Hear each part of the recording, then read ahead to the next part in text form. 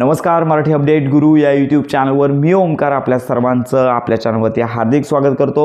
MST CET अंतर्गत BEd CET याच्यामध्ये general आणि ELCT तर या संदर्भात अगदी कॉलेज ॲडमिशनपर्यंत प्रॉपर माहिती व्हिडिओ आपल्या चॅनलवरती दिले जातात। याचबरोबर आपले व्हॉट्सअप ग्रुप तयार करण्यात आलेले आहेत।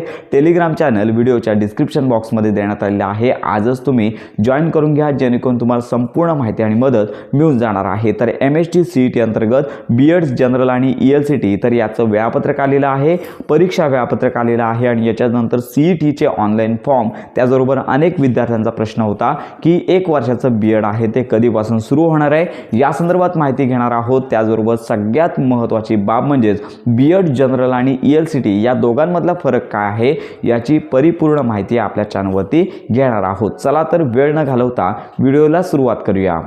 तर यामध्ये सगळ्यात महत्त्वाची बाब म्हणजे अनेक विद्यार्थी विचारत आहेत की BEd CETचं रजिस्ट्रेशन कधी सुरू होणार आहे। साधारणतः मागील वर्षापासून BEd CETचं रजिस्ट्रेशन आहे ते साधारणतः डिसेंबर महिन्याच्या अखेरपासून म्हणजे डिसेंबरचा जो शेवटचा आठवडा आहे तर या आठवड्यामध्ये CETचं रजिस्ट्रेशन सुरू होतं।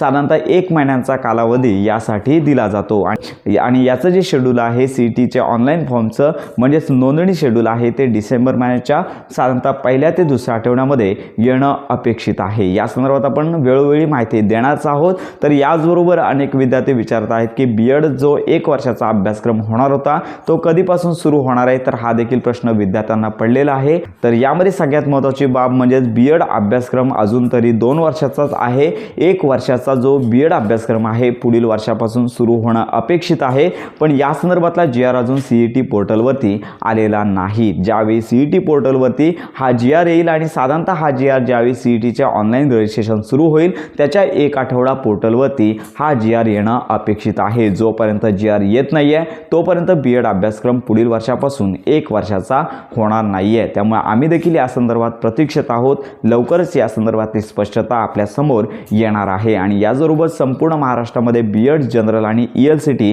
या दोघांमधील फरक विद्यार्थ्यांना माहीत नसतो। त्यामध्ये सगळ्यात महत्त्वाची बाब म्हणजे BEd जनरल आणि ELCT तर या दोघांमधला फरक आपण समजून घेणार आहोत।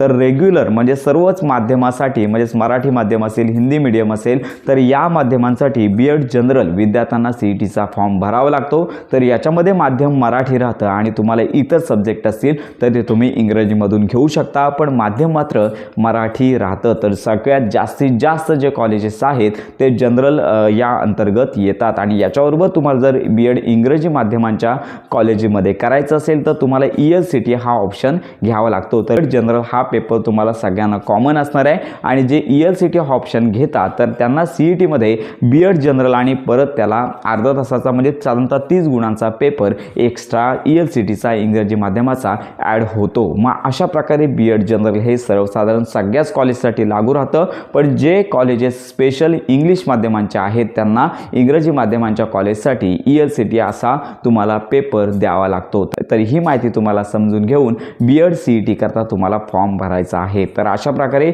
ही महत्त्वाची माहिती इतरांपर्यंत नक्की शेअर करा। तर BEd ॲडमिशन संदर्भात तुमच्या जर काही शंका असतील तर आपल्या व्हिडिओच्या कमेंट बॉक्समध्ये नक्की कळवा। तर अशा प्रकारे BEd CET संदर्भात अगदी कॉलेज ॲडमिशनपर्यंत खात्रीशीर माहितीसाठी आपल्या मराठी अपडेट गुरु या यूट्यूब चॅनलच्या कनेक्ट राहा।